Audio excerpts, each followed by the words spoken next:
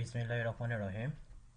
আমরা যেহেতু আমাদের এই কোর্সে একটা প্রজেক্ট তৈরি করব, তো যে কোনো প্রজেক্ট তৈরি করতে গেলে আমাদের সেই প্রজেক্ট রেডি করার জন্য প্রথম অবস্থায় আমাদের কিছু বেসিক কিছু ফোল্ডার এবং ফাইল রেডি করে নিতে হয়। তো আমরা প্রথমত আগে কিছু আমাদের প্রয়োজনীয় যে ফোল্ডার এবং ফাইল দরকার পড়বে সেগুলো আগে এখানে তৈরি করে নেব। যেমন ধরুন আমি আমার ডেস্কটপে একটা ফোল্ডার তৈরি করে নিচ্ছি, প্রজেক্ট। তো প্রজেক্ট ফোল্ডারের ভিতরে আমরা আমাদের প্রজেক্টের এইচটিএমএল ফাইল, সিএসএস ফাইল এবং ইমেজগুলো যেগুলো নিয়ে কাজ করব সেগুলো আমরা এই প্রজেক্ট ফোল্ডারের ভিতরে রাখবো। তো আমি প্রজেক্ট ফোল্ডার ওপেন করে আমি এখানে একটা এইচটিএমএল এর একটা পেজ নিয়ে নিচ্ছি।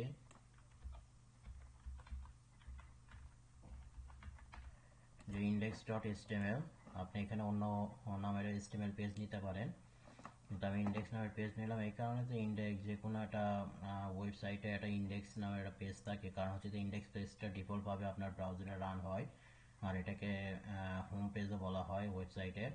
তো আমি ইন্ডেক্স নামের একটা পেজ নিয়ে নিলাম। তারপরে আমাদের এই প্রজেক্টে আমরা সিএসএস ল্যাঙ্গুয়েজ নিয়ে কাজ করব, এই জন্য আমি এখানে সিএসএস এর একটা ফোল্ডার নিয়ে নিলাম।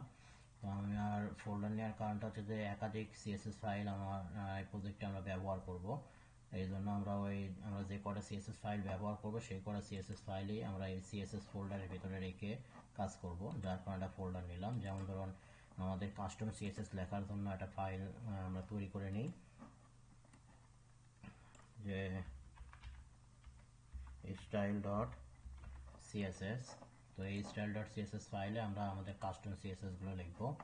আর আমাদের ওয়েবসাইটে অবশ্যই ইমেজ নিয়ে কাজ করার প্রয়োজন পড়বে।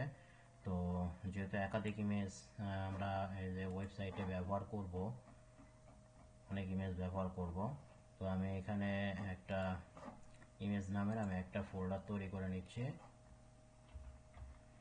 আইএমজি নামের একটা ফোল্ডার নিলাম। এখন আমার ওয়েবসাইটে যে ইমেজগুলো আমি ব্যবহার করব সবগুলো ইমেজ আমি এই ফোল্ডারের ভিতরে রাখবো। তো বেসিক লেভেলে এই তিনটা জিনিস রেডি করলেই এনাফ। আর এখন আসি আমরা আমাদের যে index.html পেজ আছে, এই index.html পেজের ভেতর আমাদের HTML এর যে বেসিক সিনট্যাক্সটা সেই সিনট্যাক্সটা লিখব। তো আমরা আমাদের যে প্রজেক্ট ফাইলটা আছে এই প্রজেক্ট ফাইলটা আমরা প্রথমত আগে আমাদের যে কোড এডিটর আছে সেই কোড এডিটরে রান করে নিই। যেমন ধরুন এই প্রজেক্টে আমি এই যে ব্র্যাকেট যে কোড এডিটরটা আছে এটা ব্যবহার করব। আপনারা অন্য যে কোনো কোড এডিটর ব্যবহার করতে পারেন, কোনো সমস্যা নাই। তো ধরুন আমি আমার ব্র্যাকেট কোড এডিটরটা এখানে রান করে নিলাম। তো ব্র্যাকেট কোড এডিটর রান করে নেওয়ার পরে প্রথম অবস্থায় আপনাকে আগে আপনি যে প্রজেক্টে যে প্রজেক্ট ফোল্ডারে কাজ করতেছেন সেই প্রজেক্ট ফোল্ডারটা আগে আপনাকে এখানে আগে ওপেন করতে হবে। তো এটা ওপেন করার জন্য আমরা এই যে ফাইল থেকে ওপেন ফোল্ডারে ক্লিক করলাম।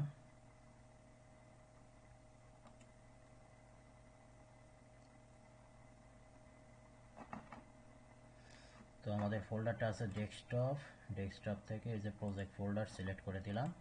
তো প্রজেক্ট ফোল্ডারটা সিলেক্ট করলে আমাদের প্রজেক্ট ফোল্ডারের ভিতরে যে ফাইলগুলো আছে সেইগুলো আমাদের এখানে ওপেন হয়ে যাবে। যেমন ধরেন সিএসএস ফোল্ডার নিয়েছিলাম, ইমেজ ফোল্ডার নিয়েছিলাম, আর একটা হচ্ছে যে আমরা এইচটিএমএল ফাইল নিয়েছি। তো এইচটিএমএল ফাইলের ভিতর দেখেন আমাদের কোনো কিছু লেখা নাই। তো আমরা এখন প্রথমত আগে এইচটিএমএল এর যে বেসিক সিনট্যাক্সটা সেটা আগে লিখে নিই। তো প্রথমত আগে আমাদের লিখতে হবে হচ্ছে যে ডক টাইপ এইচটিএমএল, যেটা আমরা এইচটিএমএল এর ভাষণটা ইন্ডিকেট করে দেওয়ার জন্য আমরা এই কোডটা লিখব। তারপরে আমাদের লিখতে হবে এইচটিএমএল ট্যাগ শুরু, এইচটিএমএল ট্যাগ শেষ। আর এইচটিএমএল ট্যাগের ভিতরে আমাদের দুইটা সেকশন থাকে, একটা হচ্ছে যে হেড সেকশন আর একটা হচ্ছে যে বডি সেকশন। তো আমরা এই যে এইচটিএমএল ট্যাগের ভিতরে হেড সেকশন এবং বডি সেকশন আমরা রেখে নিলাম। আর হেড সেকশনের ভিতরে আমাদের আরও বেশ কিছু ট্যাগ রাখতে হবে। যেমন ধরুন প্রথমত আমি এই প্রজেক্টের একটা টাইটেল ইউজ করার জন্য আমি টাইটেল ট্যাগ ব্যবহার করলাম, এবং এখানে ধরুন আমি দিচ্ছি যে পোর্টফোলিও টেমপ্লেট। তো এটা আমাদের বেসিক সেন্টেক্স লিখে নিলাম। আর হেড সেকশনের ভিতরে আমরা আমাদের আরও যে যেমন ধরুন আমাদের একটা সিএসএস ফাইল নিয়ে কাজ করার দরকার পড়বে, তো আমরা এখানে সিএসএস ফাইলটা আমাদের এই এইচটিএমএল পেজের সাথে লিঙ্ক করে দেব। তো সিএসএস ফাইল লিঙ্ক করে দেওয়ার জন্য আমাদের এই ট্যাগ ইউজ করতে হবে, লিঙ্ক ট্যাগ। আর এর ভিতরে আমাদের দুইটা অ্যাট্রিবিউট ইউজ করতে হবে। অ্যাট্রিবিউটের নাম হচ্ছে একটা রিলেশন আর হচ্ছে যে হাইপার রেফারেন্স।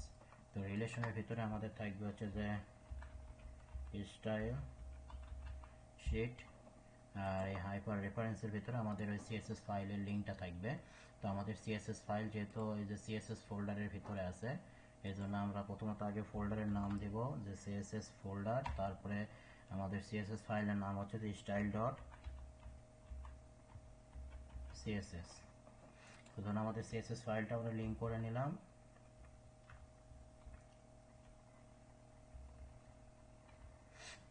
তারপর আমাদের এই হেড সেকশনে কিছু মেটা ট্যাগ ইউজ করতে হয় ওয়েবসাইটের ইনফরমেশনগুলো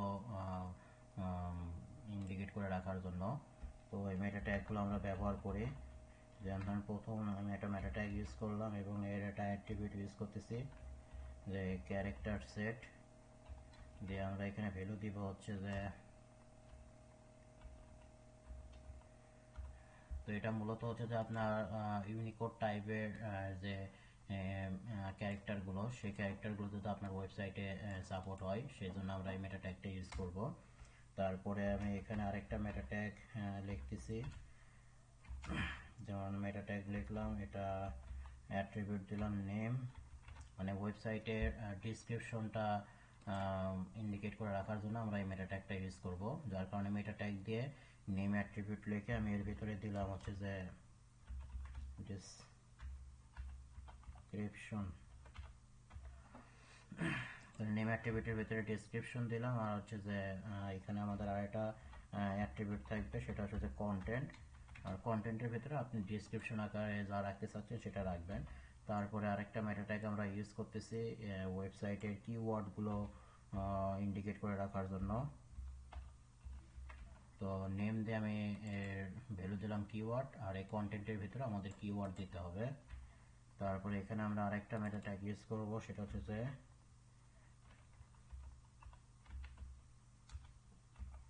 অথর। তো অথর বলতে আপনার কে এই টেমপ্লেটটা তৈরি করতেছে তার ইনফরমেশন দেওয়ার জন্য আপনি তার নামটা এখানে দিয়ে দিতে পারেন। কারণ আমি আমার নামটা দিয়ে দিলাম, রনি ইসলাম। তারপর আমরা এখানে আরেকটা খুব ইম্পর্টেন্ট একটা মেটা ট্যাগ আমরা ইউজ করব, সেটা হচ্ছে ভিউ পোর্ট মেটা ট্যাগ। তো ভিউ পোর্ট মেটা ট্যাগের কাজ হচ্ছে যে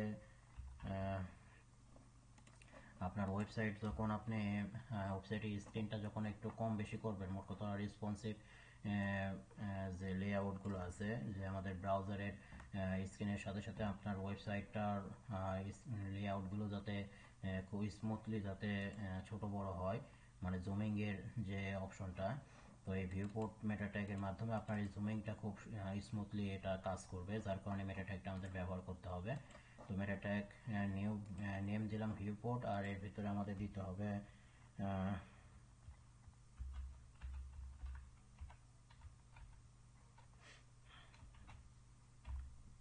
হোয়াইট হোয়াইট হোয়াইট হোয়াইট দিয়ে আমরা দিব হচ্ছে যে ডিভাইস হোয়াইট।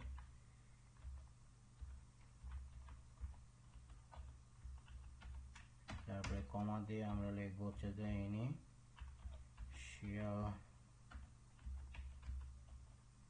স্কেল হচ্ছে যে 1.0। এই মেটা ট্যাগটা আমরা লিখে নিলাম, ভিউপোর্ট মেটা ট্যাগ। তো মোটামুটি 5টা মেটা ট্যাগ লিখলে আপনার ওয়েবসাইটের আপনি অনেক ইনফরমেশন আপনি ইন্ডিকেট করে রাখতে পারবেন। আর আপাতত এইটুকুই থাক, আর পরবর্তীতে টিউটোরিয়ালে আমরা আমাদের প্রজেক্টের যে বাকি কাজগুলো আছে সেগুলো শুরু করব। তো আজকের টিউটোরিয়াল এইটুকুই, ধন্যবাদ।